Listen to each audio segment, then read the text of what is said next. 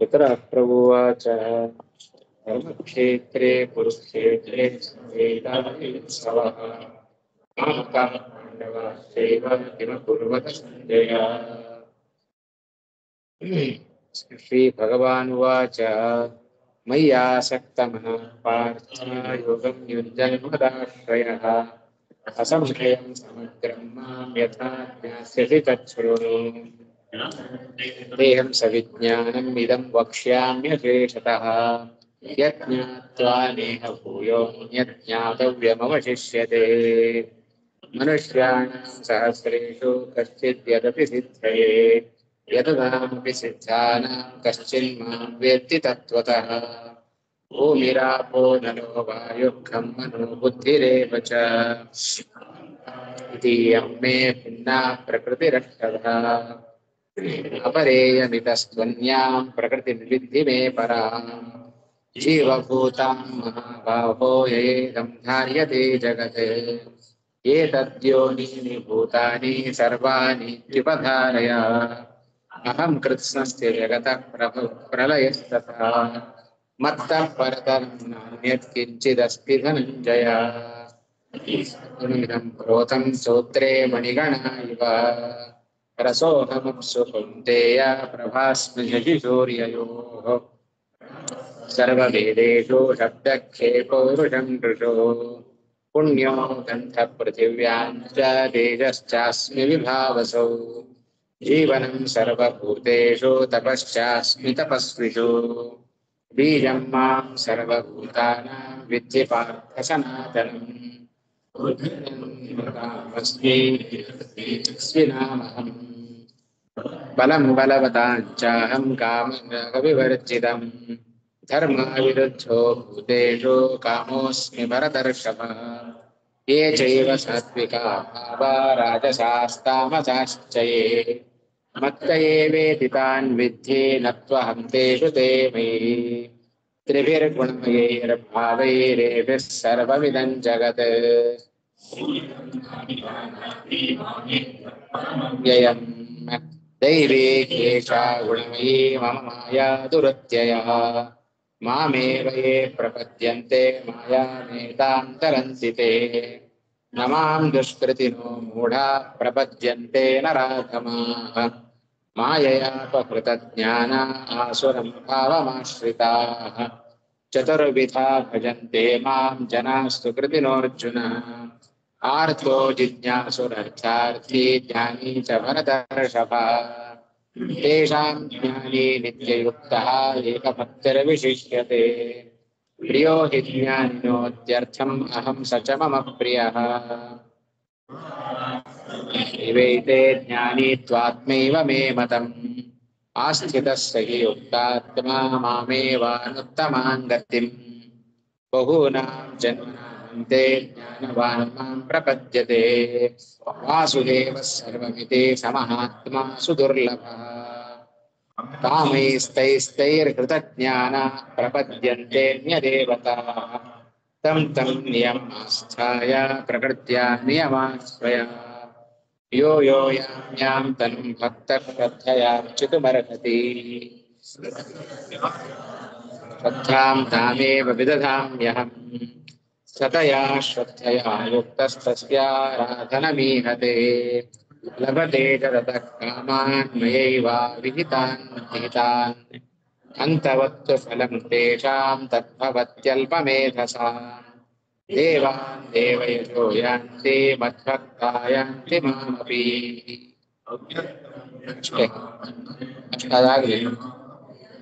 राघवेन्द्र अव्यक्तं व्यक्तिमापन्नं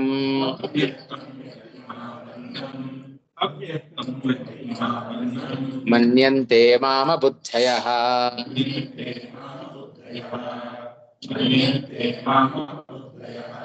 परं भावमजानन्तो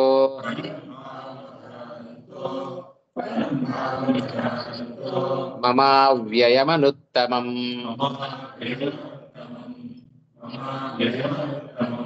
अव्यक्तं व्यक्तिमापन्नं मन्यन्ते मामबुद्धयः।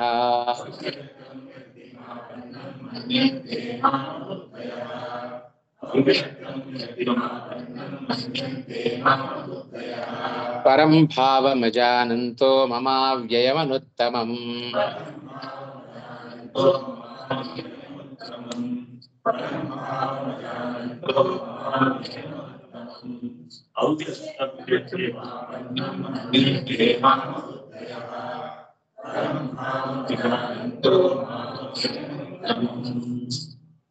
ಅವ್ಯಕ್ತಂ ವ್ಯಕ್ತಿಂ ಆಪನ್ನಂ ಮನ್ಯಂತೆ ಮಾಂ ಅಬುದ್ಧಯಃ ಪರಂ ಭಾವಂ ಅಜಾನಂತಃ ಮಮ ಅವ್ಯಯಂ ಅನುತ್ತಮಂ.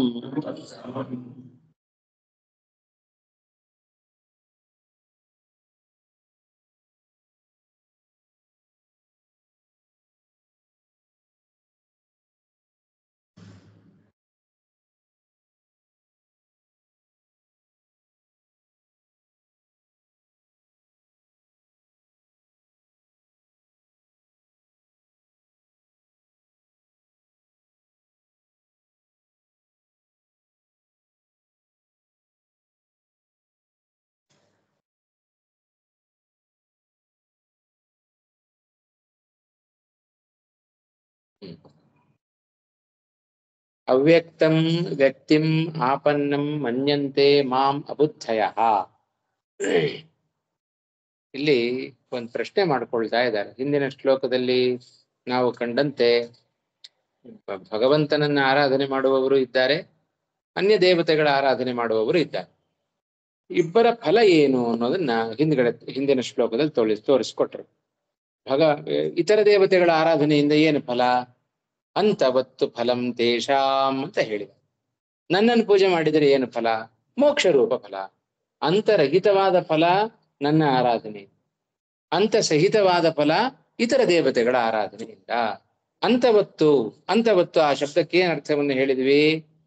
ಅಂತವತ್ತಾದ ಫಲವನ್ನು ಪಡ್ಕೊಳ್ತಾರೆ ಅಂತ ಹೇಳಿದರೆ ಏನರ್ಥ? ಅಶಾಶ್ವತವಾದ ಫಲವನ್ನು ಪಡಿತಾರೆ ಅಂತ ಅರ್ಥ ಅಲ್ವಾ? ಇತರ ದೇವತೆಗಳನ್ನ ಆರಾಧನೆ ಮಾಡಿದರೆ ಜ್ಯೋತಿಷ್ಠೋಮೇನ ಸ್ವರ್ಗ ಕಾಮೋ ಯಜೇತ, ಜ್ಯೋತಿಷ್ಠೋಮ ಯಾಗ ಮಾಡಿದರೆ ಸ್ವರ್ಗವನ್ನು ಪಡೆದುಕೊಳ್ಳುತ್ತಾನೆ. ಇತರ ದೇವತೆಗಳ ಆರಾಧನೆಯನ್ನು ಮಾಡಿದರೆ ಬೇರೆ ಬೇರೆ ಫಲಗಳನ್ನು ಪಡ್ಕೊಳ್ಬಹುದು. ಅದೆಲ್ಲ ಅಶಾಶ್ವತವಾದ ಫಲ. ಸ್ವರ್ಗಕ್ಕೆ ಹೋದೆವು, ಸುಖ ಸಿಕ್ತು, ಕ್ಷೀಣೆ ಪುಣ್ಯೇ ಮರ್ತ್ಯ ಲೋಕಂ ವಿಶಂತಿ, ಅದೆಲ್ಲ ಅಶಾಶ್ವತ. ಅದು ಸ್ವರ್ಗದಿಂದ ಮತ್ತೆ ಕೆಳಗಿಳಿಲೇಬೇಕು. ಹಾಗಾಗಿ ಇತರ ದೇವತೆಗಳ ಆರಾಧನೆಯಿಂದ ಅಂತವತ್ತಾದ ಫಲ ಸಿಗತ್ತೆ, ಆದರೆ ನನ್ನ ಆರಾಧನೆಯಿಂದ ಅಂತರಹಿತವಾದ ಫಲವನ್ನು ಪಡ್ಕೊಳ್ತಾರೆ ಅಂತ ಹಿಂದಿನ ಶ್ಲೋಕದಲ್ಲಿ ಅದರ ವಿವರಣೆಯನ್ನ ನಾವು ಕೇಳಿದ್ದೆವು. ಅದರ ಮೇಲೆ ಮತ್ತೆ ಪ್ರಶ್ನೆ ಮಾಡ್ತಾರೆ ಅಲ್ವಾ? ಎಷ್ಟನೇ ಶ್ಲೋಕ ಇದು? 24 ಅಲ್ವಾ? 24. ಸರಿ.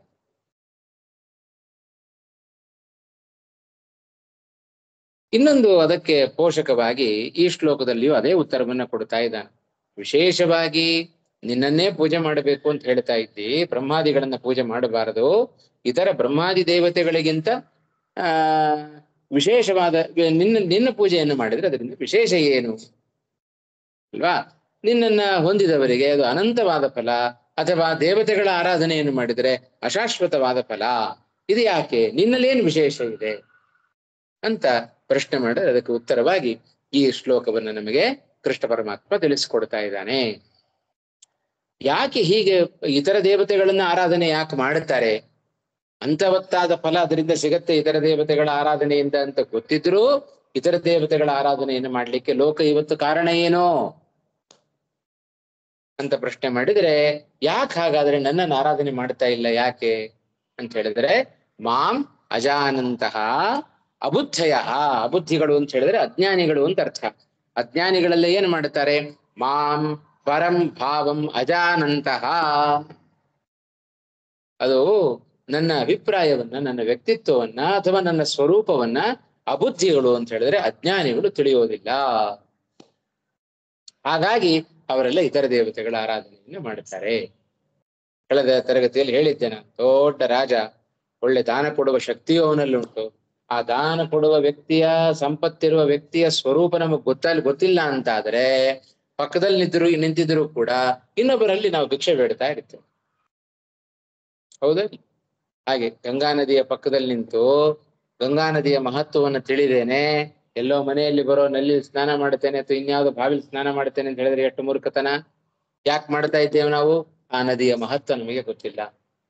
ಹಾಗೆ ಇವತ್ತು ಲೋಕ ಇತರ ದೇವತೆಗಳ ಬಳಿಯಲ್ಲಿ ಇತರ ದೇವತೆಗಳ ಆರಾಧನೆಯನ್ನು ಮಾಡ್ತಾ ಇದೆ. ಯಾಕೆ ಅಂದ್ರೆ ಕೃಷ್ಣ ತಾನೇ ಹೇಳಿಕೊಳ್ತಾ ಇದ್ದಾನೆ, ಪರಂ ಭಾವಂ ಅಜಾನಂತಹ. ಎಂಥ ನಾನವ ಅಂತ ಹೇಳಿದ್ರೆ ಅವ್ಯಕ್ತಂ. ನಾನು ಅವ್ಯಕ್ತ, ಯಾರ ಕಣ್ಣಿಗೂ ಕೂಡ ಸುಲಭವಾಗಿ ನಾನು ಕಾಣುವವನಲ್ಲ. ಅಜ್ಞಾನಿಗಳ ಕಣ್ಣಿಗೆ ಅಂತ ಅರ್ಥ. ಯಾರು ಅಜ್ಞಾನಿಗಳೋ ಅವರ ಕಣ್ಣಿಗೆ ನಾನು ಸುಲಭವಾಗಿ ಸಿಗುವವನಲ್ಲ. ಅವ್ಯಕ್ತನಾದ ನನ್ನನ್ನ ವ್ಯಕ್ತಿಂ ಆಪನ್ನಂ.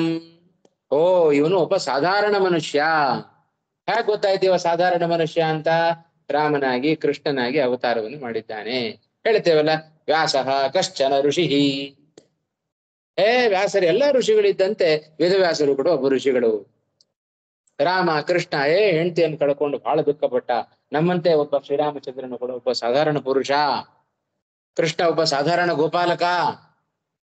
ಹೀಗೆಲ್ಲ ತಿಳ್ಕೊಳ್ತಾರೆ. ನಾನು ಅವ್ಯಕ್ತ, ಅವ್ಯಕ್ತನಾದ ನನ್ನನ್ನ ವ್ಯಕ್ತನನ್ನಾಗಿ ತಿಳಿತಾರೆ.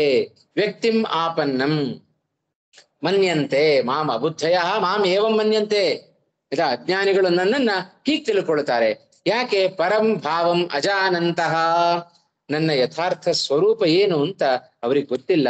ಆ ಗೊತ್ತಿಲ್ಲದೆ ಇರೋದ್ರಿಂದ ಅವ್ಯಯಂ ಅನುತ್ತಮಂ ಮಾಂ ಏವಂ ಮನ್ಯಂತೆ. ಅವ್ಯಯಂ, ನಾಶರಹಿತ ನಾನು. ಯಾವ ಈ ನಮ್ಮದೆಲ್ಲ ದೇಹ ಹೇಗಿದೆ? ನಮ್ಮದೆಲ್ಲ ಜನ್ಯವಾದ ದೇಹ. ಹುಟ್ಟುತ್ತೆ, ನಮ್ಮ ದೇಹ ಹೊಸದಾಗಿ ಹುಟ್ಟುತ್ತೆ ಅಲ್ವಾ? ಮರ ಗಿಡಗಳೆಲ್ಲ ಹುಟ್ಟುತ್ತಾವಲ್ಲ, ಮರ ಗಿಡಗಳು ಸಾಯ್ತಾವೆ, ಹುಟ್ಟುತ್ತಾವೆ. ಹಾಗೆ ಜೀವನಿಗೂ ಕೂಡ ಈ ಭೌತಿಕವಾದ ದೇಹ ಅದು ಹುಟ್ಟುತ್ತೆ ಸಾಯುತ್ತೆ, ಹುಟ್ಟುತ್ತೆ ಸಾಯುತ್ತೆ. ಹಾಗಾಗಿ ಆದರೆ ನಾನಿದ್ದೇನಲ್ಲ, ನಾನು ಅವ್ಯಯ, ನಾನು ನಾಶರಹಿತ. ಮತ್ತೆ ಅನುತ್ತಮಂ, ಹಿಂದೆಯೂ ಕೂಡ ಬಂದಿತ್ತು ಈ ಶಬ್ದ. ಏನು ಅನುತ್ತಮ ಶಬ್ದಕ್ಕರ್ಥ? ಅವನಿಗಿಂತ ಉತ್ತಮರಿಲ್ಲದವ ಅಂತ ಅರ್ಥ. ಇಂಥ ನನ್ನ ಸ್ವರೂಪವನ್ನ, ಯಥಾರ್ಥವಾದ ಸ್ವರೂಪವನ್ನ ಅಬುದ್ಧಯ ಏವಂ ಮಾಂ ನ ಮನ್ಯಂತೆ. ಈ ರೀತಿಯಾದ ನನ್ನನ್ನ ಅವರುಗಳು ತಿಳಿಯೋದಿಲ್ಲ. ಹಾಗಾಗಿ ಪಾಪ ನಾನು ಅಂದ್ರೆ ಏನು ಅಂತ ಗೊತ್ತಿಲ್ಲದ ಅವರು ಇದರ ದೇವತೆಗಳ ಆರಾಧನೆಯನ್ನು ಮಾಡುತ್ತಾರೆ.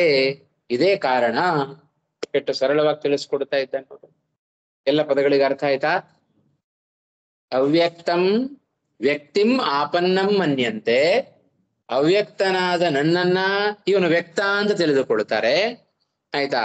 ಪರಂಭಾವಂ ಅಜಾನಂತಹ ಅವ್ಯಯಂ ಅನುತ್ತಮಂ ಮಾಂ ಅಬುದ್ಧಯ ಪರಂ ಭಾವಂ ಅಜಾನಂತಹ. ಆಯ್ತಾ?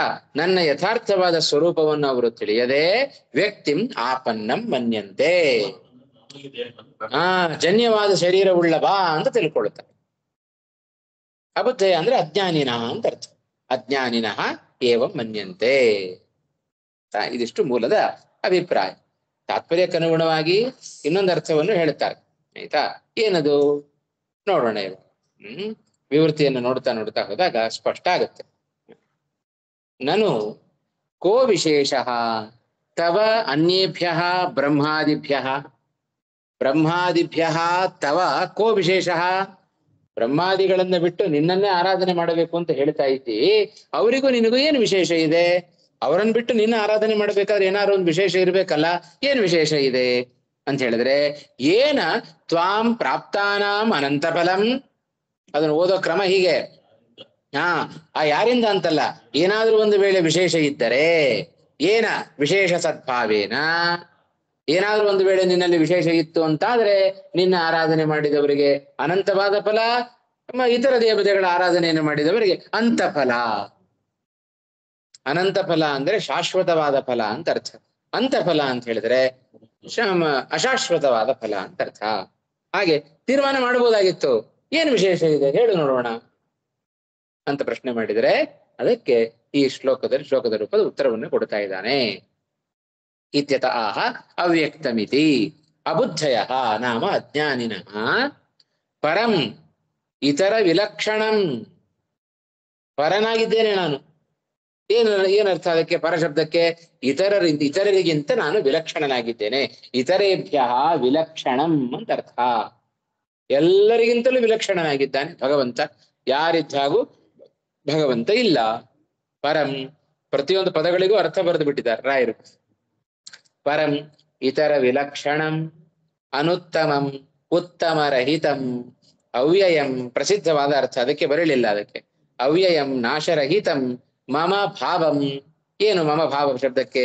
ಪ್ರಮಾಣ ಅವ್ಯಭಿಚರಿತ ಸ್ವರೂಪಂ, ಅಂದ್ರೆ ಯಾಥಾರ್ಥ್ಯಂ ಅಜಾನಂತಹ ಪ್ರಮಾಣ ಅವ್ಯಭಿಚರಿತ ಸ್ವರೂಪಂ, ಪ್ರಮಾಣವನ್ನ ಅತಿಕ್ರಮಿಸದಿರುವಿಕೆ. ಯಾವತ್ತೂ ಕೂಡ ಪ್ರಮಾಣ ಅಂದ್ರೆ ಏನರ್ಥ? ಪ್ರಮಾಣವನ್ನು ಅತಿಕ್ರಮಿಸದಿರುವಿಕೆ ಅಂತ ಹೇಳಿದ್ರೆ ವೇದಾದಿಗಳಿಂದ ಪ್ರತಿಪಾದ್ಯನಾಗಿದ್ದಾನೆ ಅಂತ ಅರ್ಥ. ವೇದ ಪ್ರತಿಪಾದ್ಯ ಅಂತ ಅರ್ಥ. ಅದನ್ನ ಈ ಶಬ್ದದಿಂದ ತಿಳಿಸ್ಕೊಡ್ತಾ ಇದ್ದಾರೆ. ಆಯ್ತಾ? ಪ್ರಮಾಣಾದಿ ಅವ್ಯಭಿಚರಿತ ಸ್ವರೂಪಂ, ಆಯ್ತಾ? ಯಾಥಾರ್ಥ್ಯಂ ಅಜಾನಂತಹ, ಇಂಥ ನನ್ನ ಯಾಥಾರ್ಥ್ಯಂ ಯಥಾರ್ಥವಾದ ವ್ಯಕ್ತಿತ್ವವನ್ನ ಅಜಾನಂತಹ ತಿಳಿಯದವರಾಗಿ ಏನ್ ತಿಳ್ಕೊಳ್ತಾರೆ? ಅವ್ಯಕ್ತಂ ಕಾರ್ಯದೇಹಾದಿ ಹೀನಂ. ಇವೆಲ್ಲ ಕಾರ್ಯದೇಹ ಅಂದ್ರೆ ಜನ್ಯವಾದ ದೇಹ ಅಂತ ಅರ್ಥ. ಪಂಚಭೂತಗಳಿಂದ ಜನ್ಯವಾದ ದೇಹ ಇದು, ಅದನ್ನೇ ಕಾರ್ಯದೇಹ ಅಂತ ಕರೀತಾರೆ. ಯಾವುದರ ಕಾರ್ಯ ಇದು? ಪಂಚಭೂತಗಳ ಕಾರ್ಯ.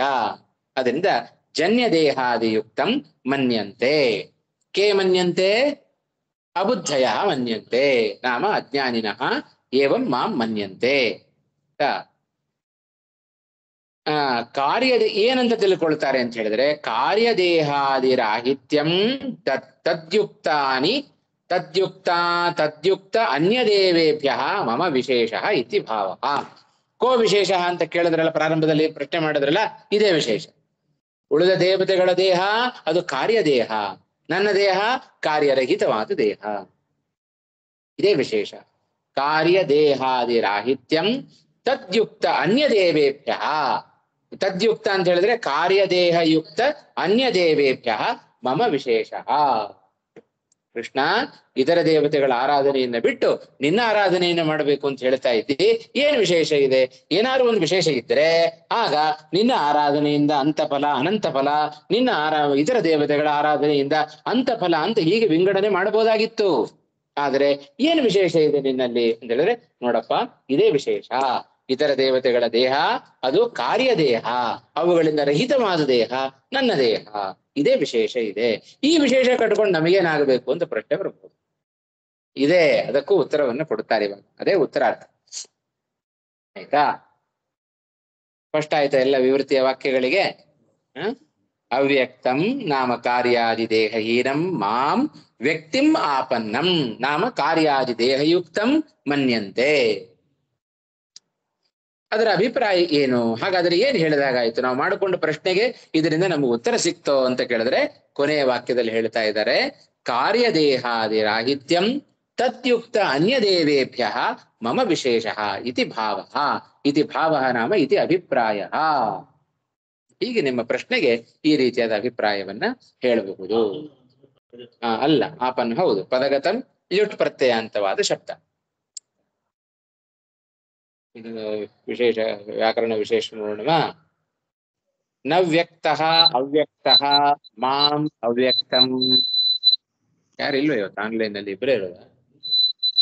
ಒಂದ್ ನಿಮಿಷ, ಒಂದು ಸಂದೇಹ. ಕೇಳಿ. ಜನ್ಯವಾದ ಅಂದ್ರೆ ಹುಟ್ಟುವ ಅಂತ ಅರ್ಥ? ಹೌದು ಹೌದು ಹೌದು, ಪಂಚಭೂತಗಳಿಂದ ಹುಟ್ಟುವ ದೇಹ. ಒಳ್ಳೇದು ಒಳ್ಳೇದು ಅಲ್ವಾ? ಸರಿ. ವ್ಯಕ್ತಿಂ ಆಪನ್ನಂ ಮನ್ಯಂತೆ ಹೇಳಿ. ಮನ್ಯಂತೆ ಏನದು? ಮನಜ್ಞಾನೆ. ಮನಜ್ಞಾನೆ ಲಕಾರ ಆತ್ಮನೇಪದಿನಃ ಲಟಿ ಪ್ರಥಮ ಪುರುಷೇ ಬಹುವಚನೆ ಮನ್ಯಂತೆ ಇತಿ ರೂಪಂ. ಮಾಂ ಅಬುದ್ಧಯಃ ಜ್ಞಾನಿನಃ ಪರಂ ಭಾವಂ ಅಜಾನಂತಃ ಹೇಳಿ. ಅಜಾನಂತಃ ಜ್ಞಾ ಅವಬೋಧನೆ ಧಾತು. ಶತೃಪ್ರತ್ಯಯಾಂತವಾದ ಶಬ್ದ. ಅಜಾನಂತಃ ಅಜಾನನ್ ಅಜಾನಂತೌ ಅಜಾನಂತಃ ಮಮ ಅವ್ಯಯಂ ಅನುತ್ತಮಂ. ಇವೆರಡು ಕೂಡ ಹಿಂದೆ ಬಂದಿದೆ. ಅನುತ್ತಮಂ ಏನದು? ಹಾ ನ ವಿದ್ಯತೆ ಉತ್ತಮಂ ಯಸ್ಮಾತ್ ಸಹ ಅನುತ್ತಮ ತಮ್ ಅನುತ್ತಮಂ ತತ್ ಯಾಕೆ ಪುಲ್ಲಿಂಗ ಅಲ್ವಾ ಪುಲ್ಲಿಂಗ ಯಾರಿಗೆ ವಿಶೇಷಣ ಅದು ಕೃಷ್ಣನಿಗೆ ವಿಶೇಷಣ ಪುಲ್ಲಿಂಗ ಶಬ್ದ ಹಾಗಾಗಿ ಅನುತ್ತಮ ಅನುತ್ತಮೌ ಅನುತ್ತಮಾಹ ಅಂತ ನಡೆಸ್ಬೇಕು ತಮ್ ಅಲ್ಲೂ ಅಟ್ಟೆ ಅವ್ಯಕ್ತಂ ಅನ್ನೋದು ನಪುಂಸಕಲಿಂಗ ಅಲ್ಲ ನ ವ್ಯಕ್ತ ಅವ್ಯಕ್ತ ಅವ್ಯಕ್ತಂ ಮಾಂ ಎಲ್ಲವೂ ಎಲ್ಲಿ ವಿಶೇಷಣ ಕೃಷ್ಣನಿಗೆ ವಿಶೇಷಣ ಎಲ್ಲವೂ ಕೂಡ ಹಾಗಾಗಿ ಮಾಂ ಅನ್ನುವ ಶಬ್ದ ದ್ವಿತೀಯ ಏಕವಚನದಲ್ಲಿದೆ ಆದ್ದರಿಂದ ಉಳಿದದೆಲ್ಲವೂ ಕೂಡ ಅಲ್ಲಿಗೆ ವಿಶೇಷಣ ಆಗತ್ತೆ ಹಾಗಾಗಿ ಎಲ್ಲವೂ ಕೂಡ ಪುಲ್ಲಿಂಗವೇ ತತ್ ಅಂತ ಹೇಳಬಾರದು ತಮ್ ಅಂತ ಹೇಳಬೇಕು ಸರಿ ಈಗ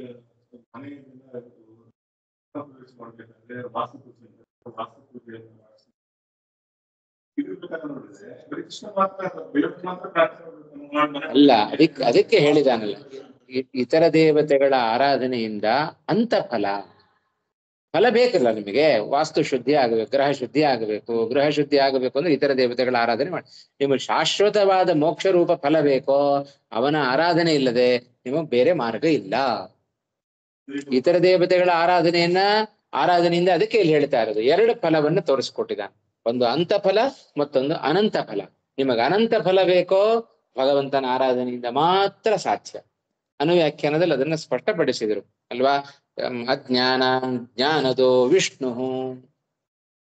ಜ್ಞಾನಿನಾಂ ಮೋಕ್ಷದಶ್ಚ ಸಹ ಸಯೇವ ಏಕಃ ಜನಾರ್ದನ ಜ್ಞಾನಿಗಳಿಗೆ ಮೋಕ್ಷವನ್ನು ಕೊಡುವ ವ್ಯಕ್ತಿ ಅವನ ಒಪ್ಪನೇ ಹಾಗಾಗಿ ಅವನ ಆರಾಧನೆಯಿಂದ ಮಾತ್ರ ನಮಗೆ ಸಾಧ್ಯ ಅವನ ಅತ್ಯರ್ಥ ಪ್ರಸಾದದಿಂದ ಮಾತ್ರ ನಮಗೆ ಮೋಕ್ಷ ಸಾಧ್ಯ ಇತರ ದೇವತೆಗಳ ಫಲವನ್ನ ಆರಾಧನೆಯನ್ನು ಮಾಡಿದರೆ ಇತರ ಫಲಗಳು ಸಿಗತ್ತೆ ಶಾಶ್ವತವಾದ ಫಲ ಅಲ್ಲ ಅದಕ್ಕೂ ಕಾರಣ ಕೊಟ್ಟ ಇತರ ದೇವತೆಗಳ ಆರಾಧನೆಯನ್ನು ಮಾಡಬೇಕಾದರೂ ಕೂಡ ಅಂತರ್ಯಾಮಿತಯ ಅವರು ನನ್ನನ್ನೇ ಆರಾಧನೆ ಮಾಡುತ್ತಾರಾದ್ರಿಂದ ಅವರ ಮೂಲಕ ಫಲವನ್ನು ಕೊಡೋದು ನಾನೇ ಅದನ್ನು ಹೇಳಿದ್ದಾನಲ್ಲ ಹಿಂದಿನ ಶ್ಲೋಕದಲ್ಲಿ ಇತರ ದೇವತೆಗಳ ಆರಾಧನೆಯನ್ನು ಮಾಡಿದರೆ ಅವರು ಕೊಡುವ ಫಲ ಅದು ನಾನು ಕೊಟ್ಟದ್ದೇ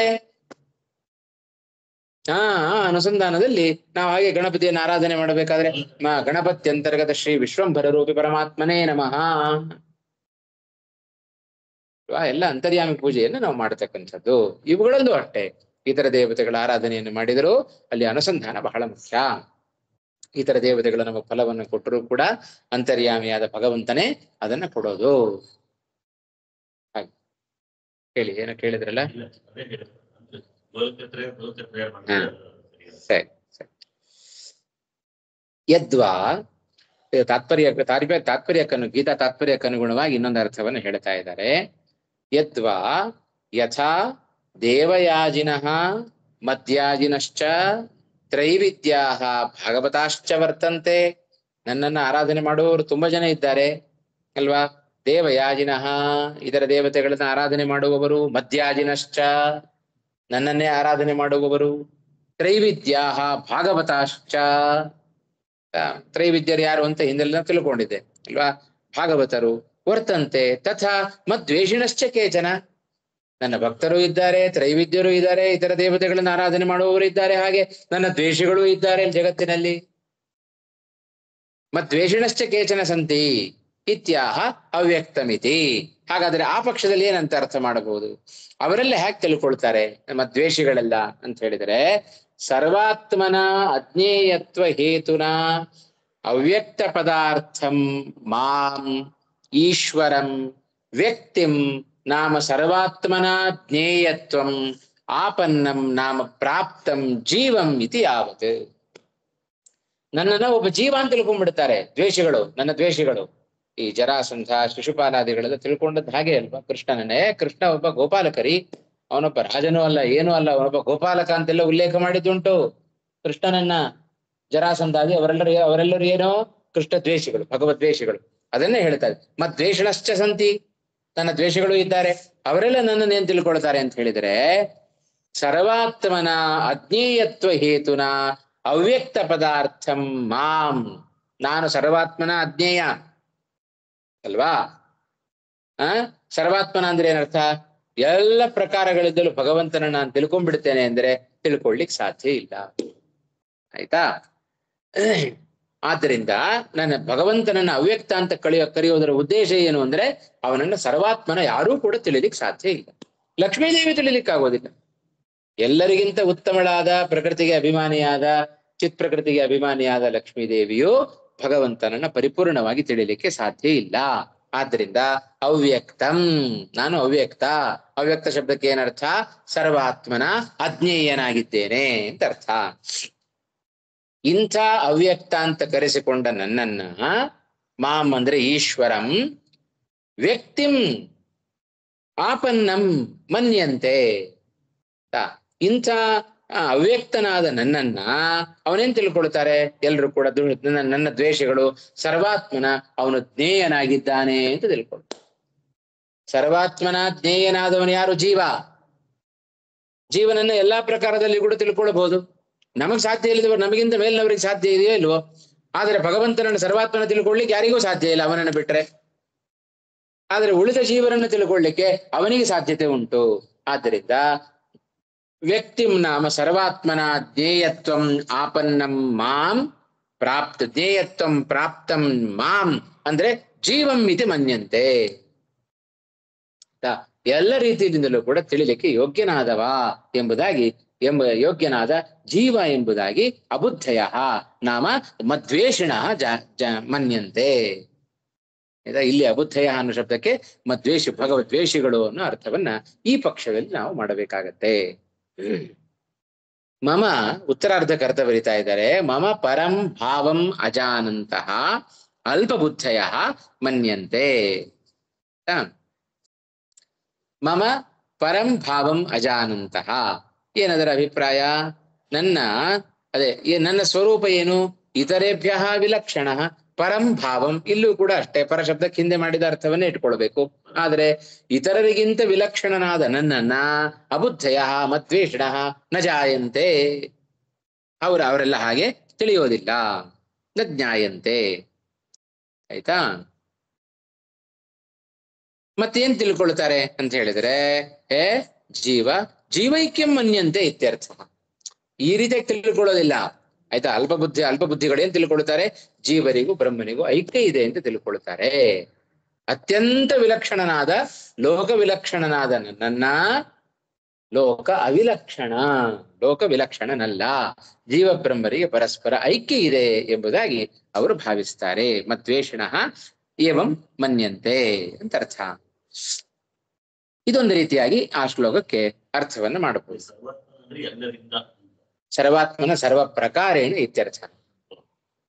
ಏನಕೇನಾಭಿ ಪ್ರಕಾರೇಣ ನಾನು ಭಗವಂತನ ತಿಳ್ಕೊಂಡ್ಬಿಡ್ತೇನೆ, ಸಾಧ್ಯ ಇಲ್ಲ. ಯದ್ವಾ ಮಯಿ ಸರ್ವಮಿದಂ ಪ್ರೋತಂ ಸೂತ್ರೇ ಮಣಿಗಣ ಇವ ಅನ್ನುವ ಶ್ಲೋಕದಿಂದ ನಾವೇನು ಹೇಳ್ತಾ ಇದ್ದೇವೆ? ಇತ್ಯುಕ್ತ ದಿಶಾ ಪ್ರೇರಕತ್ವಾದಿ ಮಹಾಮಹಿಮವಾಂಶ್ಚೇತ್ ಅಲ್ವಾ?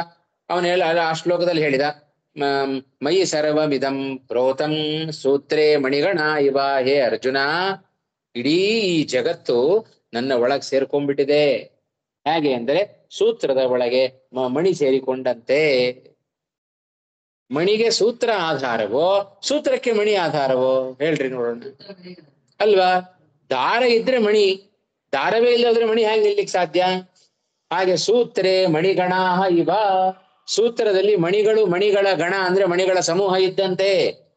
ಆ ಎಲ್ಲ ಮಣಿಗಳಿಗೆ, 10 ಮಣಿಗಳಿಗೆ ಆಧಾರ ಆ ಸೂತ್ರ. ಆ ಸೂತ್ರ ಒಂದು ಕೊಂಡಿ ಕಳಚಿತು ಅಂತ ಹೇಳಿದ್ರೆ ಎಲ್ಲ ಮಣಿಗಳು ಚದರಿ ಹೋಗ್ತವೆ. ಹಾಗೆ ಇಡೀ ಜಗತ್ತು ನನ್ನಲ್ಲಿ ಆವರಿಸಿಕೊಂಡಿದೆ. ಆದ್ರಿಂದ ಏನು ಹೇಳಿದಾಗಾಯ್ತು? ಇಡೀ ಜಗತ್ತಿಗೆ ನಾನೇ ಪ್ರೇರಕನಾಗಿದ್ದೇನೆ. ಇಡೀ ಜಗತ್ತಿಗೆ ನಾನೇ ಪ್ರೇರಕನಾಗಿದ್ದೇನೆ.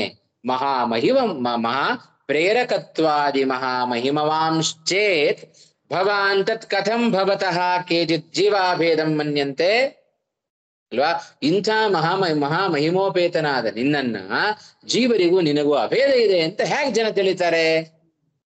ಜನರು ಹೇಗೆ ತಿಳ್ಕೊಳ್ತಾರೆ? ಅಭೇದವನ್ನ ಹೇಗೆ ಕಲ್ಪನೆ ಮಾಡ್ತಾರೆ ಅಂತ ಹೇಳಿದ್ರೆ ಅದಕ್ಕೆ ಅವ್ಯಕ್ತಂ ಅಂತ ಇನ್ನೊಂದು ಈ ರೀತಿಯಾದ ಪ್ರಶ್ನೆಗೂ ಇದೇ ಉತ್ತರವನ್ನ ಕೃಷ್ಣ ಪರಮಾತ್ಮ ಕೊಡ್ತಾ ಇದ್ದಾನೆ. ಹಾಗಾದರೆ ಜೀವ ಭೇದ ಕಲ್ಪನೆಗೂ ಕೂಡ ಇದರಲ್ಲಿ ಜೀವ ಅಭೇದವನ್ನ ಕಲ್ಪನೆ ಮಾಡಿದ್ರೆ ಅದಕ್ಕೂ ಉತ್ತರ ರೂಪದಲ್ಲಿ ಈ ಶ್ಲೋಕ ಉಂಟು. ಹಾಗಾದ್ರೆ ಈ ಪ್ರಶ್ನೆ ಮಾಡಿಕೊಂಡಾಗ ಏನು ಉತ್ತರ ಹೇಳಬಹುದು ನಾವು ಅಂತ ಹೇಳಿದ್ರೆ, ಪ್ರಾಗುಕ್ತ ದಿಶಾ ಅವ್ಯಕ್ತಂ ಮಾಂ ಈಶ್ವರಂ. ಪ್ರಾಗುಕ್ತ ದಿಶಾ ಅಂತ ಹೇಳಿದ್ರೆ ಹೀಗೆ ಮೇಲೆ ಹೇಳಿದ ಹಾಗೆ, ಮೇಲಿನ ಎರಡು ಪಕ್ಷದಲ್ಲಿ ಹೇಳಿದ ಹಾಗೆ ಅಂತ ಅರ್ಥ ಆಯ್ತಾ. ಅವ್ಯಕ್ತಂ ಮಾಂ ಈಶ್ವರಂ ವ್ಯಕ್ತಿಂ ಆಪನ್ನಂ ಜೀವಂ ಜೀವಾಭೇದೇನ ಮಾಂ ಮನ್ಯಂತೆ ಯೇ ತೇ ಮಮ ಪರಂ ಭಾವಂ ಅಜಾನಂತಹ. ಯಾರು ಈ ರೀತಿಯಾಗಿ ತಿಳ್ಕೊಳ್ತಾರೆಯೋ ಅವರಿಗೆ ನನ್ನ ಭಾವನೆಗಳು ಅರ್ಥ ಆಗಿಲ್ಲ, ನನ್ನ ಯಾಥಾರ್ಥ್ಯ ಅವರಿಗೆ ಗೊತ್ತಿಲ್ಲ. ಆದ್ರಿಂದ ಅಲ್ಪಬುದ್ಧಯ. ಯಾರಪ್ಪ ಹಾಗೆ ತಿಳ್ಕೊಳ್ಳೋರು ಅಂತ ಹೇಳಿದ್ರೆ ಅಲ್ಪಬುದ್ಧಿಗಳು ಅಂದ್ರೆ ಅಜ್ಞಾನಿಗಳು ಮಾತ್ರ ಅಲ್ಲ, ತಮೋಯೋಗ್ಯರು ಹೌದು. ತಮೋಯೋಗ್ಯರು ಅಲ್ಲದೆ ಇದ್ದವರು ಅಜ್ಞಾನಿಗಳಾಗ್ಲಿಕ್ಕೆ ಸಾಧ್ಯತೆ ಉಂಟು. ಆದ್ರೆ ಅಜ್ಞಾನಿಗಳು ಮಾತ್ರ ಅಲ್ಲ, ಹೀಗೆ ಯಾರು ತಿಳ್ಕೊಳ್ತಾರೋ ಅವರೆಲ್ಲ ತಮೋಯೋಗ್ಯರು ಎಂಬುದಾಗಿ ತಿಳಿರಿ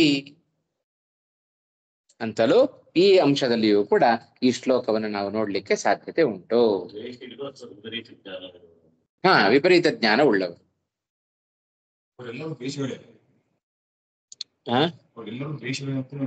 ಯಾರು? ಹೌದು. ಯಾಕಂದ್ರೆ ಅಲ್ಲಿ ಎರಡು ರೀತಿ ಅರ್ಥ ಮಾಡ್ಲಿಕ್ಕೆ ಸಾಧ್ಯತೆ ಉಂಟು. ಆ ದ್ವೇಷ ಕೆಲವರಿಗೆ ಶಾಶ್ವತ ಅಲ್ಲ, ಕೆಲವರಿಗೆ ಶಾಶ್ವತ. ಅದರ ಸ್ವರೂಪದಿಂದಾಗಿ ಅದರ ತೀರ್ಮಾನ ಆಗುತ್ತೆ. ಈ ಹಿರಣ್ಯಾಕ್ಷ, ಹಿರಣ್ಯಕಶಿಪು, ರಾವಣ, ಕುಂಭಕರ್ಣ ಇಲ್ಲೇ ಇದ್ರು, ಇವರೆಲ್ಲ ಸ್ವರೂಪತಃ ಕೃಷ್ಣನ ದ್ವೇಷ ಮಾಡ್ತಾ ಇದ್ದಾರೆ. ಇನ್ನು ಕೆಲವರು ದ್ವೇಷ ಮಾಡಿದ್ದುಂಟು, ಅನೇಕರನ್ನ ರಾಮಕೃಷ್ಣಾದಿಗಳನ್ನ ಅನೇಕರು ದ್ವೇಷ ಮಾಡಿದ್ದುಂಟು. ಅವೆಲ್ಲ ತಾತ್ಕಾಲಿಕವಾಗಿ ದ್ವೇಷ ಮಾಡ್ತಾರೆ. ಹಾಗೆ ಅವರೆಲ್ಲ ವ್ಯತ್ಯಾಸ ಉಂಟು.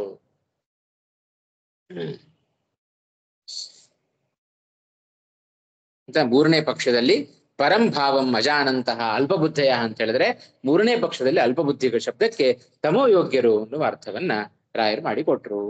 ಈ ರಾಯರು ಬರೆದದಷ್ಟು ಕೂಡ ತಾತ್ಪರ್ಯ ಹಾಗೂ ಭಾಷ್ಯದಲ್ಲಿ ನಾವು ಕಾಣ್ತೇವೆ. ಕಾರ್ಯದೇಹಾದ್ಯಾಪನ್ನಂ ತಚ್ಚೋಕ್ತಂ ಸದಸತಃ ಪರಂ ನತಸ್ಯ ಕಾರ್ಯಂ ಅಪಾಣಿಪಾದಃ ಆನಂದದೇಹಂ ಪುರುಷಂ ಮನ್ಯಂತೆ ಗೌಣದೇಹಿಕಂ.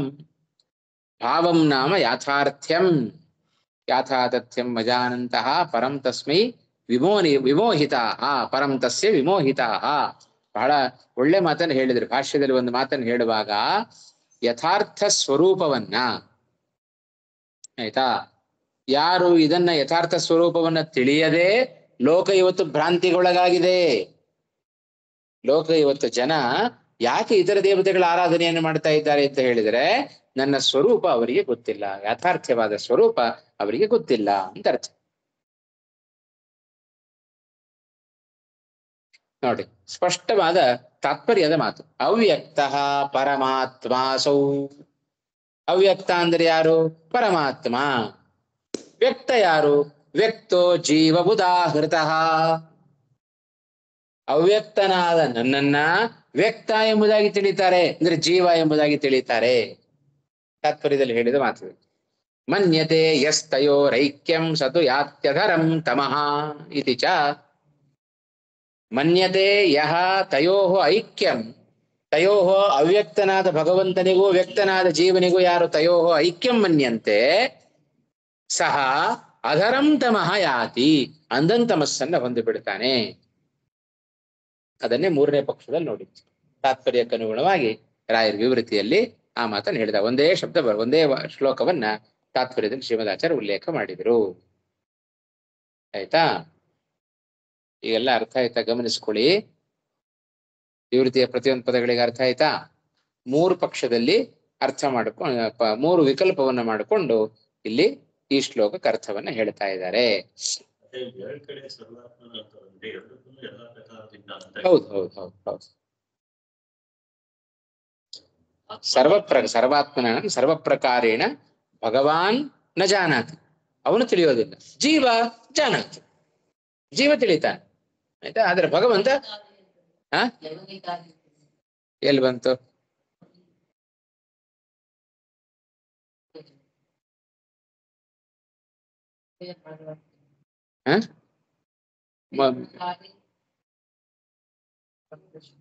ಎಷ್ಟನೇ ಪೇಜಲ್ಲಿದೆ?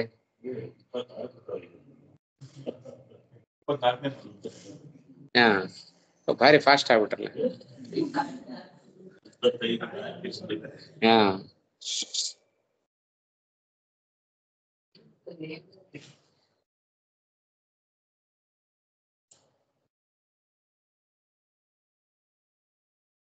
ಅದೇ ಈಗ ಎರಡರ್ಥವನ್ನ ನಾವು ಈ ಶ್ಲೋಕಕ್ಕೆ ಕಾಣ್ಲಿಕ್ಕೆ ಸಾಧ್ಯತೆ ಉಂಟು. ಅವ್ಯಕ್ತಂ ವ್ಯಕ್ತಿಂ ಆಪನ್ನಂ ಅಬುದ್ಧಯ ಪರಂ ಭಾವಂ ಅಜಾನಂತಹ ಅಬುದ್ಧಯ ಅವ್ಯಯಂ ಅನುತ್ತಮಂ ಆಯ್ತಾ ಮನ್ಯಂತೆ. ಈಗ ಅದಕ್ಕೆ ಅನ್ವಯವನ್ನ ಈ ಶ್ಲೋಕಕ್ಕೆ ನಾವು ಮಾಡಿಕೊಳ್ಬೇಕು. ಮುಂದಕ್ಕೆ ಹೋಗೋಣವಾ? ನಾಹಂ ಪ್ರಕಾಶ ಸರ್ವಸ್ಯ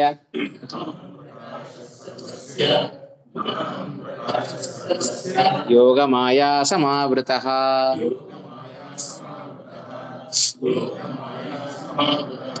ಮೂಢೋಯಂ ನಾಭಿಜಾನಾತಿ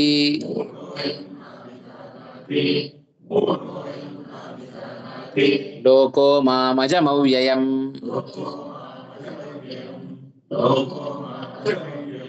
ನಾಹಂ ಪ್ರಕಾಶ ಸರ್ವಸ್ಯ ಯೋಗ ಮಾಯಾ ಸಮಾವೃತಃ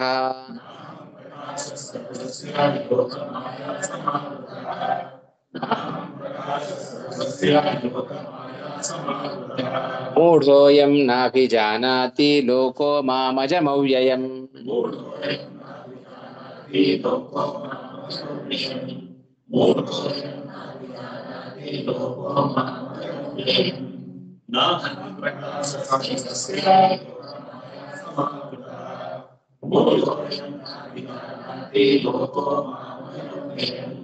ನ ಅಹಂ ಪ್ರಕಾಶಃ ಸರ್ವಸ್ಯ ಯೋಗ ಮಾಯಾ ಸಮಾವೃತಃ ಮೂಢಃ ಅಯಂ ನ ಅಭಿಜಾನಾತಿ ಲೋಕಃ ಬೀಜಂ ಮಾಂ ಅಜಂ ಅವ್ಯಯಂ.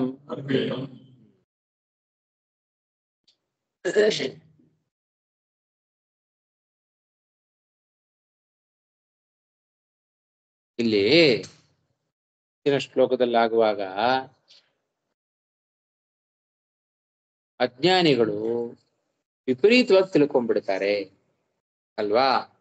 ಜೀವನಿಗೂ ಪರಮಾತ್ಮನಿಗೂ ಪರಸ್ಪರ ಭೇದ ಇಲ್ಲ ಅಂತ ತಿಳಿದು, ಅಲ್ಲಪ್ಪ ನಿನ್ನನ್ನು ಯದ್ವಾ ತತ್ವ ನಿಂದನೆ ಮಾಡ್ತಾರಲ್ಲ, ನಿನಗೆ ಬೇಸರ ಆಗೋದಿಲ್ವಾ ಕೃಷ್ಣ? ನಿನಗೆ ಬೇಸರ ಆಗೋದಿಲ್ಲೇನು?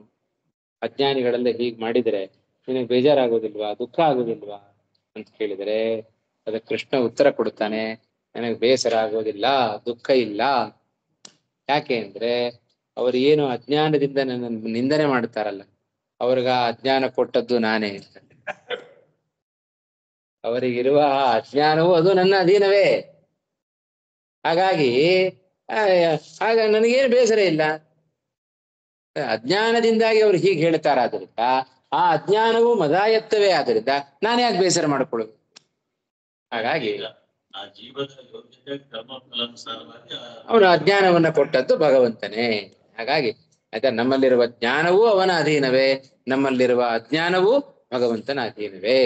ಹಾಗಾಗಿ ಸೂತ್ರೇ ಮಣಿಗಣ ಇವ ಅಂತ ಅವನು ಹೇಳಿದ ದೃಷ್ಟಾಂತ ಇದೇ ಅಧ್ಯಾಯದ ಪ್ರಾರಂಭದಲ್ಲಿ ಬಂದದ್ದು ಎಷ್ಟು ಸೂಕ್ತ ಅನ್ನೋದನ್ನ ಈ ಶ್ಲೋಕದಲ್ಲಿ ನಾವು ಕಾಣಬಹುದು. ಅದಕ್ಕೆ ಹೇಳ್ತಾ ಇದ್ದಾನೆ, ಸರ್ವಸ್ಯ ಅಹಂ ನ ಪ್ರಕಾಶ. ಎಲ್ಲರಿಗೂ ನಾನು ತೋರೋದಿಲ್ಲ, ಎಲ್ಲರಿಗೂ ಪ್ರಕಾಶ ಸ್ವರೂಪ ನಾನಾಗೋದಿಲ್ಲ. ಯಾಕೆ ಅಂದ್ರೆ ಯೋಗ ಮಾಯಾ ಸಮಾವೃತ ಅಹಂ. ಅದು ಅಹಂ ಅಂದ್ರೆ ನಾನು ಅಂತ ಅರ್ಥ. ಎಂಥ ನಾನು? ಯೋಗ ಮಾಯಾ ಸಮಾವೃತ. ಆಯ್ತಾ? ಅಲ್ಲಿ ಬಹಳ ಚೆನ್ನಾಗಿ ಬರೀತಾರೆ ಅರ್ಥ ಬರೆಯುವಾಗ. ಆಯ್ತಾ? ಯೋಗ ಸಹಿತ ಮಾಯಾ, ಯೋಗ ಮಾಯಾ ಅಂತ ಅರ್ಥ ಮಾಡ್ಬೇಕು ಅದಕ್ಕೆ. ಆಯ್ತಾ? ವಿಗ್ರಹ ಮಾಡಬೇಕಾದ್ರೆ ಯೋಗ ಸಹಿತ ಮಾಯಾ, ಯೋಗ ಮಾಯಾ. ಆಯ್ತಾ? ಯೋಗ ಮಾಯಾ ಸಮಾವೃತ, ಯೋಗ ಮಾಯೆಯ ಸಮಾವೃತ, ಯೋಗ ಮಾಯಾ ಸಮಾವೃತ. ಯೋಗ ಸಹಿತ ಮಾಯಾ ಅಂತ ಹೇಳಿದ್ರೆ, ಯೋಗ ಅಂದ್ರೇನು? ನನ್ನ ಸಾಮರ್ಥ್ಯ ರೂಪವಾದ ಉಪಾಯ. ಮಾಯಾ ಅಂದ್ರೆ ದುರ್ಗೆ. ಯಾಕೆ ನನ್ನನ್ನ ಅವ್ರು ತಿಳಿಯೋದಿಲ್ಲ, ನಾನು ಯಾಕೆ ಅವ್ರಿಗೆ ನಾನು ತೋರೋದಿಲ್ಲ ಅಂತ ಹೇಳಿದ್ರೆ, ನನ್ನ ಸಾಮರ್ಥ್ಯದ ಉಪಾಯ, ಅದರ ಜೊತೆಗೆ ಮಾಯಾ. ಮಾಯಾ ನಾಮ ದುರ್ಗಾ. ಹಿಂದೆ ಬಂದಿದೆ, ಅಜ್ಞಾನಕ್ಕೆ ಪ್ರಧಾನವಾಗಿ ದುರ್ಗೇ ಕಾರಣ ಅಂತ. ಅಲ್ವಾ? ಹಾಗಿರುವಾಗ ಲೋಕ ಇವತ್ತು ನಮ್ಮನ್ನ ಯಾಕೆ ತಿಳಿತಾ ಇಲ್ಲ ನನ್ನನ್ನ ಅಂತ ಹೇಳಿದ್ರೆ, ನನ್ನ ಸಾಮರ್ಥ್ಯದ ಉಪಾಯ ಮತ್ತೆ ದುರ್ಗೆ ಇವು ಎರಡು ಕಾರಣ. ಈ ಎರಡರಿಂದ ನನ್ನನ್ನು ಅವರು ಲೋಕ ತಿಳಿತಾ ಇಲ್ಲ ಇವತ್ತು. ಸರ್ವಸ್ಯ ಅಹಂ ಯೋಗ ಮಾಯಾ ಸಮಾವೃತ ಅಹಂ ಸರ್ವಸ್ಯ ನ ಪ್ರಕಾಶ. ಆಯ್ತಾ? ಅಜಂ ಅವ್ಯಯಂ ಮಾಂ, ಆಯ್ತಾ, ನಾನು ಅಜನಾಗಿದ್ದೇನೆ, ಜನ್ಮ ಇಲ್ಲ, ಹುಟ್ಟು ಇಲ್ಲ ನನಗೆ, ಆಯ್ತಾ, ಇಂಥ ನನ್ನನ್ನ,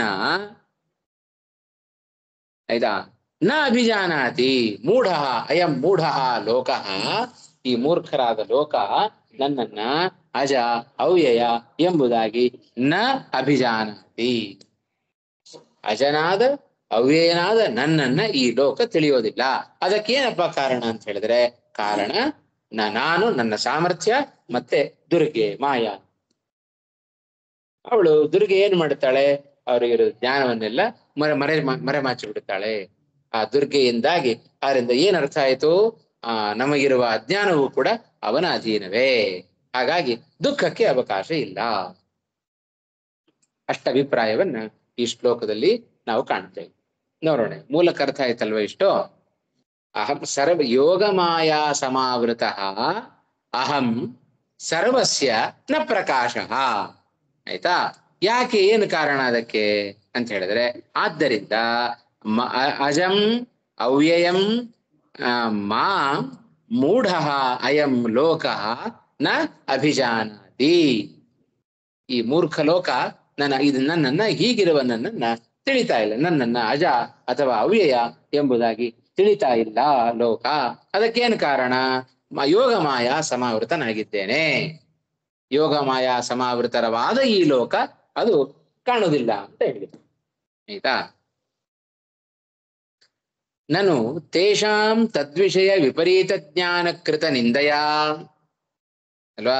ಅವರೆಲ್ಲ ಏನ್ ಮಾಡ್ತಾರೆ? ತ್ವದ್ವಿಷಯ ವಿಪರೀತ ಜ್ಞಾನ ಕೃತ ನಿಂದಯ. ನಿನ್ನ ಬಗ್ಗೆ ವಿಪರೀತ ಜ್ಞಾನ ಇದೆ ಲೋಕಕ್ಕೆ, ಅಲ್ಪ ಬುದ್ಧಿಗಳಿಗೆ. ಹಾಗಾಗಿ ತೇಷಾಂ ತ್ವದ್ವಿಷಯ ವಿಪರೀತ ಜ್ಞಾನ ಕೃತ ನಿಂದಯ, ವಿಪರೀತ ಜ್ಞಾನೇನ ಕೃತ ನಿಂದಾ ತಯ, ಅವರಿಗಿರುವ ವಿಪರೀತ ಜ್ಞಾನದಿಂದ ಮಾಡಲ್ಪಟ್ಟ ನಿಂದೆಯಿಂದ ತವ ಖೇದ ಅಸ್ತಿ ಕಿಂ, ನಿನಗೇನಾದ್ರೂ ಬೇಸರ ಇದೆಯೇನೋ, ನಿನಗೆ ದುಃಖ ಇದೆಯೇನೋ? ಇತ್ಯತಃ ಪರಂ ಭಾವಂ ಅಜಾನಂತಹ ಅನ್ಯಥಾ ಮನ್ಯಂತೆ ಇತ್ಯುಕ್ತ ವಿಪರೀತ ಜ್ಞಾನ ಹೇತುಭೂತಂ ಅಜ್ಞಾನಂ ನ ಸ್ವತಂತ್ರಂ. ಆಯ್ತಾ? ಅಲ್ಲಿ ಹಿಂದಿನ ಶ್ಲೋಕದಲ್ಲಿ ಹೇಳಿದಂತೆ ನನ್ನನ್ನ ಲೋಕವಿಲಕ್ಷಣ ಸ್ವರೂಪ ಎಂಬುದಾಗಿ ಅವರು ತಿಳಿಯೋದಿಲ್ಲ ಅಂತ ಹಿಂದಿನ ಶ್ಲೋಕದಲ್ಲಿ ಹೇಳಿದ್ದಾನೆ ಅಲ್ವಾ? ಅವರು ವಿಪರೀತವಾಗಿ ನನ್ನನ್ನು ತಿಳ್ಕೊಳ್ತಾರೆ. ಹೇಗೆ? ನನ್ನ ಯಾಥಾರ್ಥ್ಯವನ್ನ ತಿಳಿಯದೆ ನನ್ನನ್ನು ವಿಪರೀತವಾಗಿ ತಿಳ್ಕೊಳ್ತಾರೆ. ಸಾಮಾನ್ಯ ಒಬ್ಬ ಜೀವ ಎಂಬುದಾಗಿ ತಿಳ್ಕೊಳ್ತಾರೆ. ಆಯ್ತಾ? ಪರಂಭಾವಂ ಅಜಾನಂತಹ ಅಂತ ಹೇಳಿದ ರೀತಿಯಲ್ಲಿ ಅದರ ವಿಪರೀತ ಜ್ಞಾನಕ್ಕೆ ಕಾರಣವಾದದ್ದು ಯಾವುದು ಅಂದ್ರೆ ಅವರಿಗಿರುವ ಅಜ್ಞಾನ. ಆ ಅಜ್ಞಾನ ಅದು ಸ್ವತಂತ್ರ ಅಲ್ಲ. ನೋಡಿ, ವಿಪರೀತ ಜ್ಞಾನ ಹೇತುಭೂತಂ, ವಿಪರೀತ ಜ್ಞಾನಕ್ಕೆ ಕಾರಣವಾದದ್ದು ಯಾವುದು? ಅಜ್ಞಾನ. ಅಂಥ ಅಜ್ಞಾನ ನ ಸ್ವತಂತ್ರಂ, ಅದು ಅವರ ಸ್ವತಂತ್ರ ಅಲ್ಲ. ಕಿಂತು ಮದಾಯತ್ತಮೇವ, ಅಂದ್ರೆ ನನ್ನಿಂದಲೇ ಕೊಡಲ್ಪಟ್ಟದ್ದು ಅಂತ ಅರ್ಥ. ಅತಃ ಆದ್ದರಿಂದ ಕುತೋ ಮಮ ಖೇದ, ನಾನೇ ಅವರಿಗೆ ಅಜ್ಞಾನ ಕೊಟ್ಟು ಭೈರಪ್ಪ ಅಂತ ಹೇಳಿ ಬಯಸಿಕೊಳ್ತಾ ಇದೆ. ಹಾಗಿರ್ಬೇಕಾದ್ರೆ ನಾನ್ಯಾಕೆ ಬೇಸರ ಪಟ್ಕೊಳ್ಳಿ? ಹಾಗಾಗಿ ಅವರ ಅಜ್ಞಾನದಿಂದ, ಅದರ ವಿಪರೀತ ಜ್ಞಾನದಿಂದ ನನಗೇನಾದ್ರೂ ನಿಂದನೆ ಮಾಡಿದರೆ ನನಗದರಿಂದ ಬೇಸರ ಇಲ್ಲ, ದುಃಖ ಇಲ್ಲ. ಇತಿ ಭಾವೇನ ಅಸ್ಯ ಸ್ವಾಧೀನತಾಮಾಹ, ಆ ಅಜ್ಞಾನವೂ ಕೂಡ ಇವನ ಅಧೀನ ಅನ್ನೋದನ್ನ ಈ ಶ್ಲೋಕದಲ್ಲಿ ಹೇಳ್ತಾ ಇದ್ದಾರೆ. ಆದ್ದರಿಂದ ನನ್ನ ಅಧೀನ, ಅವರಿಗಿರುವ ಅಜ್ಞಾನ ಅದು ನನ್ನ ಅಧೀನ. ಆದ್ದರಿಂದ ನಾನು ಇಚ್ಛೆ ಬಂದಾಗ ಕಾಣಿಸ್ಕೊಳ್ತೇನೆ, ಇಚ್ಛೆ ಬಂದಾಗ ಕಾಣಿಸ್ಕೊಳ್ಳೋದು.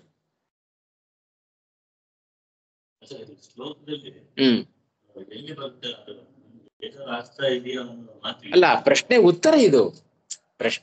ಪ್ರಶ್ನೆ ನಾವು ಮಾಡ್ಕೊಳ್ಬೇಕು. ಈ ಶ್ಲೋಕವನ್ನು ಹೇಳಲಿಕ್ಕೆ ಏನು ಕಾರಣ ಕೃಷ್ಣ ಅಂತ ಹೇಳಿದ್ರೆ, ಈ ರೀತಿಯಾಗಿ ಪ್ರಶ್ನೆ ಬಂದರೆ ಅದಕ್ಕೆ ಉತ್ತರ ರೂಪದಲ್ಲಿ ಈ ಶ್ಲೋಕವನ್ನ ಹೇಳಿದ್ದಾನೆ ಅಲ್ವಾ? ಪ್ರತಿಯೊಂದು ಶ್ಲೋಕಕ್ಕೂ ಕೂಡ ಪೀಠಿಕೆ ಕೊಟ್ಕೊಂಡು ಹೋಗುತ್ತೆ. ಇದನ್ನ ಪೂರ್ವೋತ್ತರ ನಮಗೆ ಲಿಂಕ್ ಸಿಗಬೇಕಲ್ವಾ? ಇಲ್ಲಾಂದ್ರೆ ಏನು ಸಂಬಂಧ? ಹಿಂದಿನ ಶ್ಲೋಕಕ್ಕೂ ಈ ಶ್ಲೋಕಕ್ಕೂ ಸಂಬಂಧವೇ ಇಲ್ಲ. ಓದ್ದು ಕೇಳ್ಕೊಂಡು ತನಗೆ ಇಷ್ಟ ಬಂದದನ್ನು ಹೇಳ್ಕೊಂಡು ಹೋಗ್ತಾ ಇದ್ದಾನೇನೋ. ಹಾಗಲ್ಲ, ಸಂಬಂಧ ಪೂರ್ವಾಪರ ಸಂಬಂಧ ಇದೆ ಈ ಶ್ಲೋಕಗಳಿಗೆ ತೋರಿಸ್ಕೊಟ್ಟದ್ದು ರಾಯ. ಏನ್ ಸಂಬಂಧ ನೋಡ್ರಿ, ಈ ರೀತಿ ಪ್ರಶ್ನೆ ಬರುತ್ತೆ. ಹಿಂದಿನ ಶ್ಲೋಕದಲ್ಲಿ ಹೇಳಿದ್ರ ಮೇಲೆ ಈ ರೀತಿ ಪ್ರಶ್ನೆ ಬರುತ್ತೆ. ಅದಕ್ಕೆ ಉತ್ತರ ರೂಪದಲ್ಲಿ ಕೃಷ್ಣ ಈ ಮಾತನ್ನು ಹೇಳಿದ್ದಾನೆ. ರಾಯರಿಗೆ ಯಾಕೆ ಗೊತ್ತಾಯ್ತು? ಶ್ರೀಮದಾಚಾರ್ಯ ಮಾತಿಂದ ಗೊತ್ತಾಯ್ತು. ಹಾಗೆ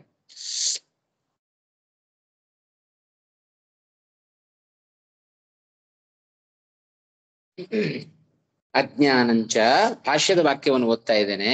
ಅಜ್ಞಾನಂಚ ಮದಿಚ್ಛಯ, ಆಯ್ತಾ, ಅನ್ನುವ ಉದ್ದೇಶದಿಂದ ಈ ಶ್ಲೋಕವನ್ನು ಹೇಳಿದ್ದು. ಯೋಗೇನ ಸಾಮರ್ಥ್ಯ ಉಪಾಯೇನ ಮಾಯಯಾಚ ಮಯೈವ ಮೂಢ ನಾಭಿಜಾನಾತಿ. ಇಲ್ಲಿ ಲೋಕ ಶಬ್ದಕ್ಕೆ ಜನ ಅಂತ ಅರ್ಥ ಅಲ್ಲ, ಲೋಕ ಶಬ್ದಕ್ಕೆ ಜನ, ಅವನು ತಿಳಿಯೋದಿಲ್ಲ. ಯಾಕೆಂದ್ರೆ ಹಾಗೆ ಪದ್ಮಪುರಾಣದಲ್ಲಿ ಹೇಳಿದೆ. ಏನಂತ ಹೇಳ್ತಾ ಇದ್ದಾರೆ ಪದ್ಮಪುರಾಣದಲ್ಲಿ? ಆತ್ಮನಃ ಪ್ರಾವೃತಿಂಚೈವ ಲೋಕ ಚಿತ್ತಸ್ಯ ಬಂಧನಂ ಸ್ವಸಾಮರ್ಥ್ಯೇನ ದೇವ್ಯಾಚ ಕುರುತೆ ಸಮಹೇಶ್ವರ ಇತಿ ಚ. ಭಗವಂತ ಪದ್ಮಪುರಾಣದಲ್ಲಿ ಹೇಳಿದ ಮಾತಿದು, ಆಯ್ತಾ. ಎಲ್ಲರಿಗೂ ಮರೆಮಾಚಿ ಬಿಡ್ತಾನೆ ಜಗತ್ತಿಗೆ. ಯಾರು? ಯಾವಾಗ? ಭಗವಂತ ತನ್ನ ಸಾಮರ್ಥ್ಯದಿಂದ ಮಾಯಯಾಚ, ದುರ್ಗಾದೇವಿಯಿಂದಲೂ ತನ್ನ ಸಾಮರ್ಥ್ಯದಿಂದಲೂ ಏನು ಮಾಡ್ತಾನೆ? ಆ ಜನರ ಮನಸ್ಸಿಗೆ ಬಂಧವನ್ನ ಉಂಟು ಮಾಡಿ ಬಿಡುತ್ತಾನೆ. ಆ ಬಂಧೋ ನಾಮ ಅಜ್ಞಾನಂ, ಅಜ್ಞಾನವನ್ನ ಉಂಟು ಮಾಡಿ ಬಿಡುತ್ತಾನೆ. ಹಾಗಾಗಿ ಲೋಕ ನನ್ನನ್ನ ಅಜ ಅಂತಾಗ್ಲಿ ಅವ್ಯಯ ಅಂತಾಗ್ಲಿ ತಿಳಿಯೋದಿಲ್ಲ. ಸ್ಪಷ್ಟ ಆಯ್ತಾ ಇವಾಗ? ಯೋಗೇನ ಸಾಮರ್ಥ್ಯ ಲಕ್ಷಣೋಪಾಯೇನ, ಯೋಗ ಶಬ್ದಕ್ಕೆ ಸಾಮರ್ಥ್ಯ ಲಕ್ಷಣ ಉಪಾಯ, ಇದನ್ನೇ ಭಾಷ್ಯದ ಮಾತನ್ನು ಇಲ್ಲಿ ಕೊಟ್ಟದ್ದು. ಮಾಯಯ ನಾಮದೇವ್ಯ, ದುರ್ಗಾದೇವಿ ಅಂತ ಅರ್ಥ. ಹಾಗಾದ್ರೆ ಆ ಯೋಗ ಮಾಯಾ ಶಬ್ದಕ್ಕೆ ಯೋಗ ಮಾಯಾ ಸಮಾವೃತ ಅನ್ನೋ ಶಬ್ದಕ್ಕೆ ಸಮಾಸ ಹೇಗೆ ಅಂದ್ರೆ, ಯೋಗ ಸಹಿತ ಮಾಯಾ ಯೋಗ ಮಾಯಾ, ಮಧ್ಯಮ ಪದ ಲೋಪಿ ಸಮಾಸ ಮಾಡಬೇಕು. ಯೋಗಯ ಸಹಿತ ಮಾಯಾ ಯೋಗ ಮಾಯಾ, ಯೋಗ ಮಾಯಯ ಸಮಾವೃತ ಯೋಗ ಮಾಯಾ ಸಮಾವೃತ ಇತಿ ವಿಗ್ರಹ. ಸಮಾವೃತ ಅಹಂ ನ ಸರ್ವಸ್ಯ ಪ್ರಕಾಶಃ, ಆಯ್ತಾ. ಯೋಗ ಮಾಯಾ ಸಮಾವೃತನಾದ ನಾನು ಸರ್ವಸ್ಯ ನ ಪ್ರಕಾಶ, ಎಲ್ಲರಿಗೂ ನಾನು ತೋರೋದಿಲ್ಲ. ಇಲ್ಲಿ ಪ್ರಕಾಶ ಅಂತ ಬಂದಿದೆ. ಪ್ರಕಾಶ ಶಬ್ದ ಅದು ಖಂಜಿ ಪ್ರತ್ಯಯಾಂತವಾದ ಶಬ್ದ. ಪ್ರಕೃತದಲ್ಲಿ ಆ ಖಂಜಿ ಪ್ರತ್ಯಯ ವಿಷಯ ಅನ್ನುವ ಅರ್ಥದಲ್ಲಿ ಬಂದಿದೆ. ಎಲ್ಲರ ಜ್ಞಾನಕ್ಕೆ ನಾನು ವಿಷಯನಾಗುವುದಿಲ್ಲ. ಎಲ್ಲರ ಜ್ಞಾನಕ್ಕೆ ನಾನು ವಿಷಯನಾಗುವುದಿಲ್ಲ ಅಂತ ಹೇಳಿದ್ರು, ಯಾರು ನನ್ನನ್ನು ತಿಳಿಯೋದಿಲ್ಲ ಅಂತ ಹೇಳಿದ್ರು ಒಂದೇ ಅರ್ಥ ಅಲ್ವಾ? ಘಟವು ನನ್ನ ಜ್ಞಾನಕ್ಕೆ ವಿಷಯವಾಗಿದೆ, ಹೌದಿಲ್ಲ? ಘಟವು ನನ್ನ ಜ್ಞಾನಕ್ಕೆ ವಿಷಯವಾಗಿದೆ ಅಂತ ಹೇಳಿದ್ರು, ಘಟ ವಿಷಯಕ ಜ್ಞಾನ ನನಗಿದೆ ಅಂತ ಹೇಳಿದ್ರು ಒಂದೇ ಅಲ್ವಾ? ಘಟವು ನನ್ನ ಜ್ಞಾನಕ್ಕೆ ವಿಷಯವಾಗಿದೆ ಅಂತ ಹೇಳಿದ್ರು ಒಂದೇ ಅರ್ಥ. ಘಟ ವಿಷಯಕ ಜ್ಞಾನವುಳ್ಳವನು ನಾನಾಗಿದ್ದೇನೆ ಅಂತ ಹೇಳಿದ್ರು ಒಂದೇ ಅರ್ಥ. ಘಟ ಮಮ ಜ್ಞಾನಸ್ಯ ವಿಷಯ, ಘಟ ಜ್ಞಾನ ವಿಷಯಕ ಘಟ ವಿಷಯಕ ಜ್ಞಾನವಾನ್ ಅಂತ ಹೇಳಿದ್ರು ಏನು ವ್ಯತ್ಯಾಸ ಇಲ್ಲ, ಎರಡು ಒಂದೇ. ಹೇಗೋ ಅದರಂತೆ ಇಲ್ಲಿ ಪ್ರಕೃತದಲ್ಲಿ ಪ್ರಕಾಶ ವಿಷಯ ನ ಭವಾಮಿ, ಅವರ ಜ್ಞಾನಕ್ಕೆ ನಾನು ವಿಷಯನಾಗುವುದಿಲ್ಲ. ಅತಃ ಮಯಾ ಏವ ಮೂಢ, ಆದ್ದರಿಂದ ಇವರೆಲ್ಲ ಯಾಕೆ ಇವರೆಲ್ಲ ಮೂರ್ಖರಾದರು ಅಂದ್ರೆ ನನ್ನಿಂದಲೇ ಮೂರ್ಖರಾದರು. ಇಲ್ಲಿ ಅಜ್ಞಾನ ಉಳ್ಳವರು ಅಂತ ಅರ್ಥ. ಮಯಾ ಏವ ಮೂಢ ಅಯಂ ಲೋಕಃ ಮಾಂ ಅಜಂ ಅವ್ಯಯಂ ನಾಮ ಜನ್ಮ ವ್ಯಯ ಹೀನಂ ನ ಅಭಿಜಾನಾತಿ. ಅದರಿಂದ ಅಜ ಅಂದ್ರೇನು? ನ ಜಾಯತೆ ಇತಿ ಅಜಃ, ನವ್ಯಯ ಅವ್ಯಯ, ಅರ್ಧ ಹುಟ್ಟು ಇಲ್ಲ ಸಾವು ಇಲ್ಲ ಎಂಬುದಾಗಿ ನನ್ನನ್ನು ಇವತ್ತು ಲೋಕ ತಿಳಿತಾ ಇಲ್ಲಪ್ಪ. ಹಾಗೆ ಇದನ್ನೇ ಹಿಂದಿನ ಶ್ಲೋಕಕ್ಕೆ ಇದಕ್ಕೆ ಏನ್ ಸಂಬಂಧ? ಪರಂಭಾವಂ ಅಜಾನಂತಹ, ಅದನ್ನೇ ತಗೊಳ್ಬೇಕಿಲ್ಲಿ. ಅವನ ಯಥಾರ್ಥ ಸ್ವರೂಪವನ್ನ ತಿಳಿಯದೆ ಅಲ್ಪ ಬುದ್ಧಿಗಳು ಅವನ ದ್ವೇಷ ಮಾಡ್ತಾ ಇದ್ದಾರೆ. ಅವನ ಯಥಾರ್ಥ ಸ್ವರೂಪ ಅದು ಏನೇನು ಅನ್ನೋದನ್ನ ಈ ಶ್ಲೋಕದಲ್ಲೂ ಕೂಡ ಕೃಷ್ಣ ತಾನು ತಿಳಿಸಿಕೊಟ್ಟ. ಯಾಕೆ ತಿಳಿತಾ ಇಲ್ಲ ಅನ್ನೋದ್ರೆ ಅದೇ ಕಾರಣ, ನನ್ನ ಸಾಮರ್ಥ್ಯದ ಉಪಾಯ, ಅದರ ಜೊತೆಗೆ ಮಾಯ, ಇವರಿಂದಾಗಿ ಅವನು ಅಜ್ಞಾನವನ್ನು ಪಡೆದುಕೊಂಡು ಅವನು ನನ್ನನ್ನು ತಿಳಿತಾ ಇಲ್ಲ. ಲೋಕಃ ಮಾಂ ಅಜಂ ಅವ್ಯಯಂ ನಾಮ ಜನ್ಮಹೀನಂ ಅವ್ಯಯಹೀನಂಚ ನ ಅಭಿಜಾನಾತಿ. ಅಭಿಜಾನಾತಿ ಅಂತ ಹೇಳಿದ್ರೆ ಅಭಿ ಅಂತ ಉಪಸರ್ಗ ಇದೆ, ಹಾ ಜ್ಞಾ ಅವಬೋಧನೆ ಧಾತು ಜಾನಾತಿ ಜಾನೀತಃ ಜಾನಂತಿ ಲಟ್ ಲಕಾರದ ಪ್ರಥಮ ಪುರುಷ ಏಕವಚನ. ಅಷ್ಟೇ, ಅದೊಂದೇ ಕ್ರಿಯಾಪದ ಇರೋದು. ಹೀಗೆ ಈ ಶ್ಲೋಕದ ಅಭಿಪ್ರಾಯವನ್ನ ತಿಳ್ಕೊಳ್ಬಹುದು. ಹಾ ಯಾವುದು ಯೋಗೇನ ಯೋಗ ಮಾಯಾ ಸಮಾವೃತ, ಯೋಗದಿಂದ ಮತ್ತು ಮಾಯೆಯಿಂದ ಅಂತ ಅರ್ಥ. ಯೋಗ ಶಬ್ದಕ್ಕೆ ಅರ್ಥ ಏನು? ಸಾಮರ್ಥ್ಯ ಲಕ್ಷಣ ಉಪಾಯ ಅಂದ್ರೆ ಏನು? ಲಕ್ಷಣ ಶಬ್ದಕ್ಕಲ್ಲಿ ರೂಪ ಅಂತ ಅರ್ಥ. ಲಕ್ಷಣ ಶಬ್ದಕ್ಕೆ ರೂಪ ಅಂತ ಅರ್ಥ ಅಂದ್ರೆ ಸಾಮರ್ಥ್ಯ ರೂಪವಾದ ಉಪಾಯ ಅಲ್ಲ. ಲಕ್ಷಣ ಅಂತ ಹೇಳಿದ್ರೆ ಇನ್ನೇನೋ ವ್ಯಕ್ತಿಯ ಸ್ವರೂಪ ಲಕ್ಷಣ ಅಂತ ಆ ರೀತಿ ಅರ್ಥ ಇಟ್ಕೊಳ್ಬಾರ್ದು. ಲಕ್ಷಣ ಶಬ್ದಕ್ಕೆ ರೂಪ ಅಂತ ಅರ್ಥ. ತದ್ರೂಪನಾಗಿದ್ದಾನೆ ಅಲ್ಲ, ಇದ್ರೆ ಅವನಂತೆ ಇದ್ದಾನೆ ಅಂತ ಅರ್ಥ. ಹಾಗೆ ರೂಪ ಶಬ್ದಕ್ಕೆ ಅನೇಕ ಅರ್ಥ, ಪ್ರಸಂಗಕ್ಕೆ ಅನುಗುಣವಾಗಿ ರೂಪ ಶಬ್ದಕ್ಕೆ ಸ್ವರೂಪ ಅಂತ ಅರ್ಥ ಮಾಡ್ತಾರೆ, ಲಕ್ಷಣ ಅಂತ ಅರ್ಥ ಮಾಡ್ತಾರೆ, ಸದೃಶ ಅಂತ ಅರ್ಥ ಮಾಡ್ತಾರೆ, ಅನೇಕ ಅರ್ಥ ಇದೆ. ಪ್ರಕೃತದಲ್ಲಿ ಏನರ್ಥ? ಸಾಮರ್ಥ್ಯ ಲಕ್ಷಣೋಪಾಯೇನ ಅಂದ್ರೆ ಸಾಮರ್ಥ್ಯ ರೂಪವಾದ ಉಪಾಯದಿಂದ ಅಂತ ಅರ್ಥ. ಅಂದ್ರೆ ಸಾಮರ್ಥ್ಯ ಎಂಬ ಉಪಾಯದಿಂದ ರೂಪ ಶಬ್ದ ಮಾಯೆಯಿಂದ. ಇಲ್ಲಿ ನಿಲ್ಸ್ಕೊಂಡಿರೋಣ. ದೇವರ ಬಗ್ಗೆ ಜ್ಞಾನ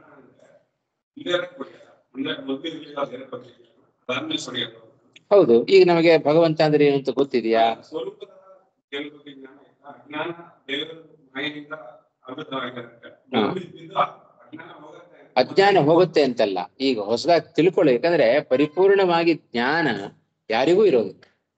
ಚೇತನ ಅವನು ಅಭಿವೃದ್ಧಿ